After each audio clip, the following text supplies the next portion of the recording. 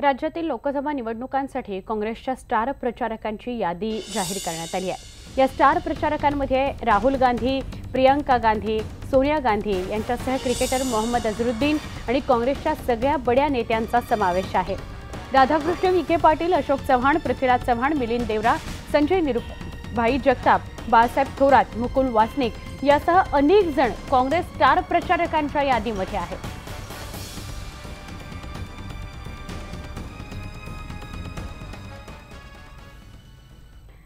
तर भाजपच्या दिल्ली इथल्या मुख्यालयामध्ये बैठकीसाठी सुषमा स्वराज आणि नितीन गडकरी पोहोचलेले होते। यावेळी गडकरींनी सुषमा स्वराज यांच्याजवळ जाऊन त्यांचे आशीर्वाद घेतले। सुषमा यांनीही नमस्कार करणाऱ्या गडकरींची पाठ थोपटत त्यांना आशीर्वाद दिला। गडकरींनी हा व्हिडिओ आपल्या ट्विटर हँडलवरून शेअर केलाय। तुमचे आशीर्वाद आणि शुभेच्छांसाठी धन्यवाद असं गडकरींनी लिहिले आहे।